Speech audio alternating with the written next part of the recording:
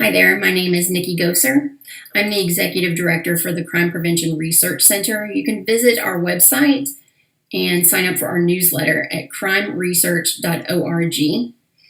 I'm also the author of a book called Stalked and Defenseless: How Gun Control Helped My Stalker Murder My Husband in Front of Me. This is sold on Amazon, and you can visit my website at stalkedanddefenseless.com. My husband, Ben, was murdered right in front of me by a man who was stalking me back in 2009. This occurred in Nashville, Tennessee, at a restaurant that was a gun-free zone. I followed the law, and I left my legal permitted firearm that I normally carried for self-defense locked inside of my vehicle that night. Of course, the man who was stalking me did not follow the law. He did not have a handgun carry permit, and he brought his gun in illegally. Of course, I realized I was being stalked, so I told management, please help me. This man is stalking me. Can you please remove him? When they approached him and asked him to leave, he pulled a .45 from a shoulder holster up under his jacket. He came up behind Ben, shot him in the head, and then stood over Ben and continued to fire 6 more rounds into him in front of myself and about 50 other patrons in the middle of that busy restaurant with security cameras running. I will probably always wonder for the rest of my life if I could have prevented that. Of course, I'll never know because I was denied a chance. I was stalked and defenseless. Over the past 12 years, I've tried to speak with people about the dangers of gun-free zones and how they leave good law-abiding people completely helpless and vulnerable, while I believe they are a magnet for those with evil intent looking to harm people. That law has changed in the state of Tennessee. I actually worked with the sponsor of the restaurant carry bill after this happened to Ben and I. And that was Senator Doug Jackson. He invited me to the Tennessee State Capitol and told my story on the Senate floor, and they voted and passed the restaurant carry law. So now in Tennessee, as long as you have your permit to carry, you can carry in any restaurant, even if they serve alcohol. You're just not allowed to drink any alcohol. And they're still allowed a posting provision. They can post a no guns allowed sign if that business owner chooses to, but at least it's no longer state law. So I feel like that's a positive step forward where more good people can carry to protect themselves and their loved ones. I want to talk to you a little bit about red flag laws and let you know that I'm completely against them, which I'm sure to some people may seem odd because I am a victim of a violent crime, of a supposed gun violence crime. I just simply call it violence because, let's face it, it's a behavior. It's not an object, and I don't believe we should be focusing on the object. We should be focused on the behavior. I do not support red flag laws. Guns are taken first. You're guilty, and you have to prove you're innocent, which is completely backwards. And that due process occurs last. And you have to pay for an attorney. Let's face it, attorneys cost a lot of money. It can cost thousands and thousands of dollars to hire an attorney to defend yourself, to try and get your rights back. They've already been taken from you. And mental health experts are not always involved. I think there's only a few states where the legislation they have for red flag laws even mentions mental health experts.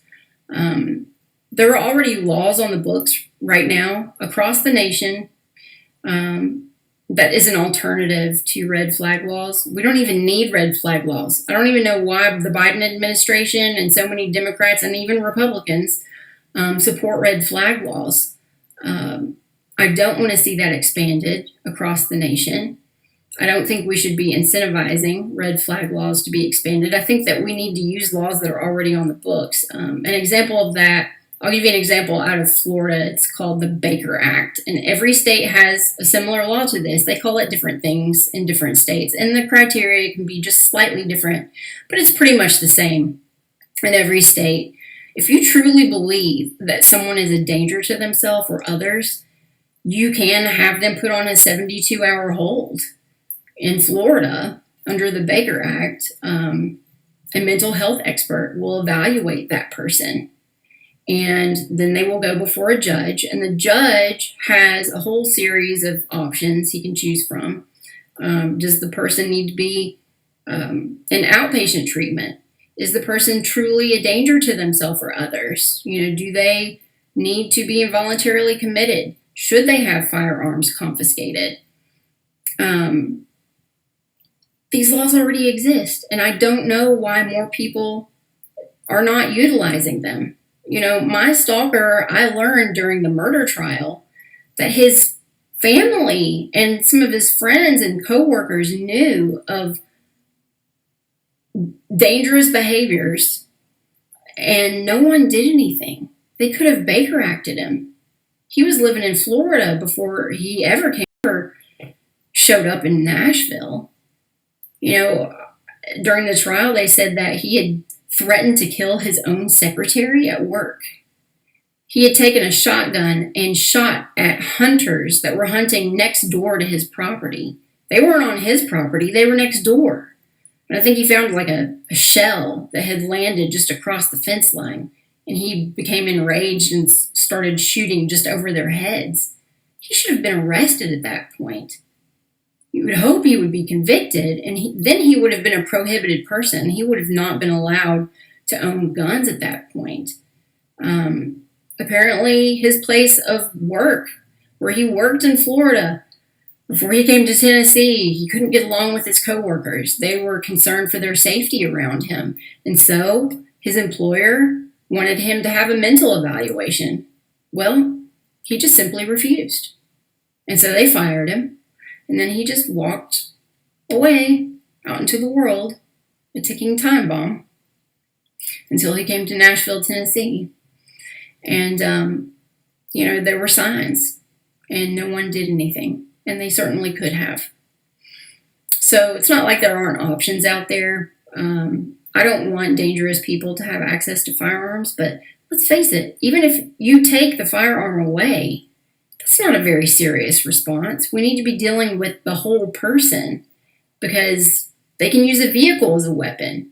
Knives, baseball bat, a pressure cooker. I mean, we've seen evil people do really evil things with other objects other than a gun. And let's face it, if they truly want a gun, if they're out free in society roaming around, they can get a gun.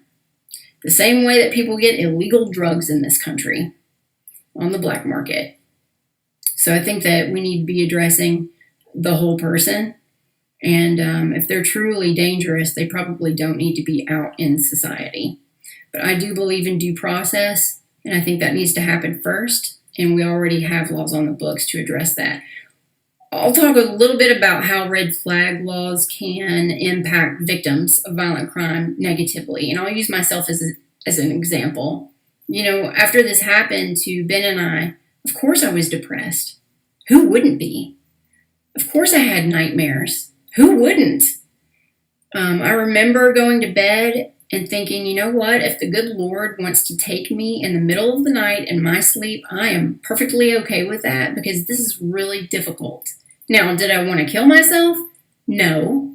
But you can see how someone might misinterpret that. It could be someone very well-meaning, someone that truly cares about you. But to have my basic human right of self-defense taken from me after going through something so horrific. I mean, a stalker murdered my husband in front of me. I want to be able to protect myself. That's very important to me.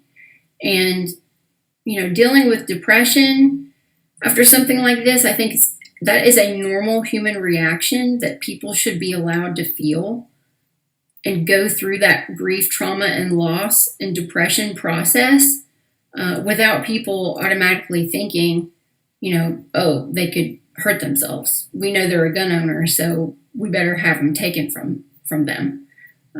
That would have compounded the problem for someone like me. It would have been trauma on top of trauma to not be able to protect myself after going through something so horrific. So I think there are real consequences to some of these gun control laws. And I just want you to know that not all victims of violent crime want more gun control. There are plenty of us out there that believe in the Second Amendment, and we want good law abiding people to be able to protect themselves and their loved ones. And I just want to thank you so much for having me. And thank you, Second Amendment Foundation. You guys take care.